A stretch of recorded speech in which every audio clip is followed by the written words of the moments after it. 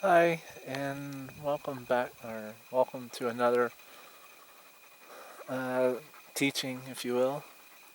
I'm in off Canal Creek Trail, and which is right on the Grand Mesa, um, and out here just enjoying myself and looking out on the world.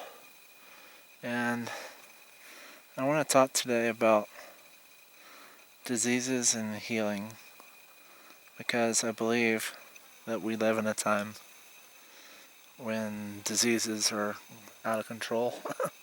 Namely, one, the COVID 19 is definitely running rampant, and God has a reason for why He's allowing this to happen.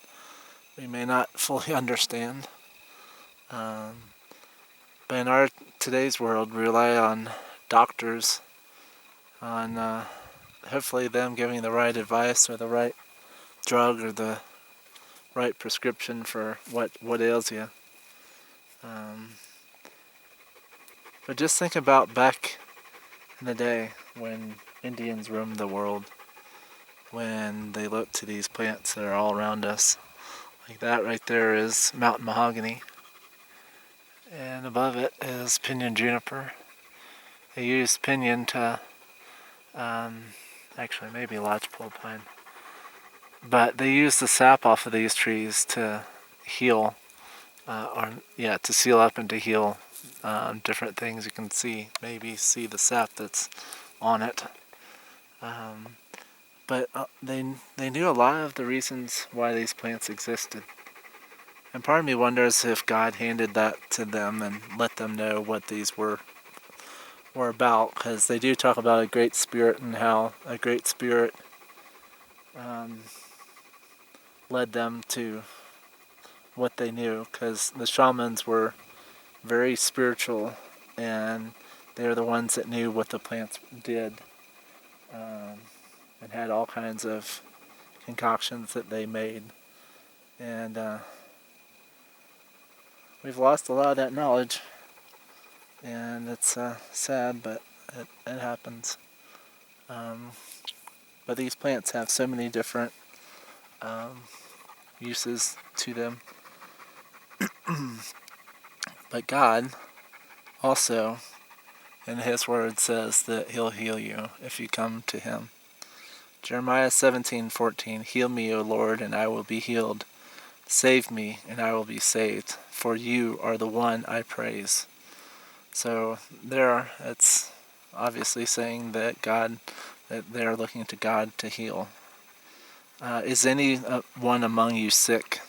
Let them call the elders of the church to pray over them and anoint them with oil in the name of the Lord, and the prayer offered in faith will make the sick person well. The Lord will raise them up. If they have sinned, they will be forgiven. And that's James 5:14-15.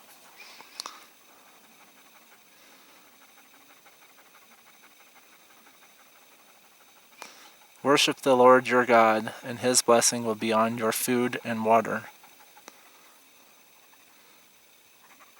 I will take away sickness from among you. Exodus 23:25. So do not fear, for I am with you. Do not be dismayed, for I am your God. I will strengthen you and help you. I will uphold you with my righteous right hand. Isaiah 41:10. But I will restore you to health and heal your wounds, declares the Lord. Jeremiah 30:17.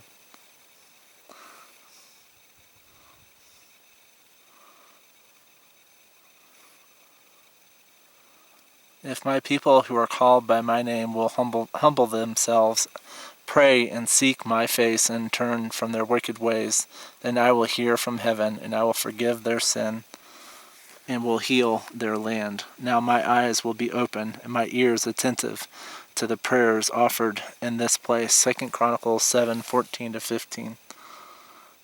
You restored to me to health and let me live. Surely it was for my benefit that I suffered such anguish, and your love kept me from the pit of destruction. You have put all my sins behind your back. Isaiah 38:16.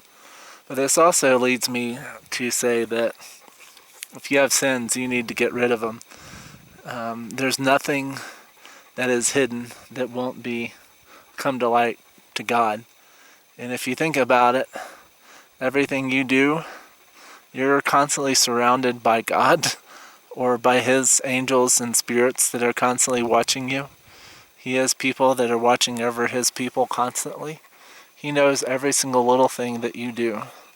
He knows that you may go to your computer at nighttime. He knows that you may have a hidden bottle of whiskey or gin or whatever hidden from your wife because you know that she'll give you a hard time about drinking. But God expects us to live as sin-free a life as we can. And Paul points out that there's no one sinless, not even one. And it's up to us to come to God and say, please forgive me, and to turn completely away from it, to repent. Repent means to turn your back from it. It means to live a different life. If you mess up, you start all over and you do it again. And it's not fun when you do it alone. And we weren't made to live and do this alone. Like with diseases and everything else in life, we're made to be social. We're made to be in groups and have people have our back. So I would encourage you to find your church or group of people that lead biblical lives, that follow Elohim and not the ways of this world. And actually, if you look at the Old Testament and who actually were the doctors at the time, they were the priests. God said, go to the priests and get your skin checked, and if there are boils and different things on you, have them be checked, and you can be declared unclean. Back in that day, and in 7 days you came back and you had yourself checked again. And so yeah. So disease is all around us. There's diseases that are all over. There's some that like there's bacteria and stuff that is good. We have gut bacteria in our gut that is good. There's also bacteria and diseases that are really bad. And viruses, sadly to say, they can mutate very rapidly. That's why you really can't have a vaccine that works for everything, because the virus mutates and changes into a new form. I forgot how long it is. I think it's two weeks to a month, but it's very rapid and it can change form. So look to God in this time. It's scary. We are dealing with a virus, but God says to come to me and I'll heal you, that I will take care of you. And God, and nowhere in His Bible says that you have to worry about food and water. He doesn't mention, he kind of mentions shelter, but food and water are two things that you can count on God for. So go find a peaceful spot, get away from all of society, get away from the lies that are the world, because it'll lie to you and it'll say, oh well, God can't do this, and God is going, yes, I can.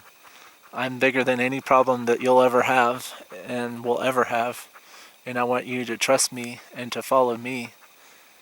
Even if it looks dark, I will provide the light and I will provide the way.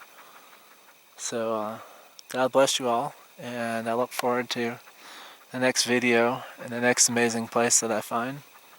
So just take care, and here's a little bit of taste of around here.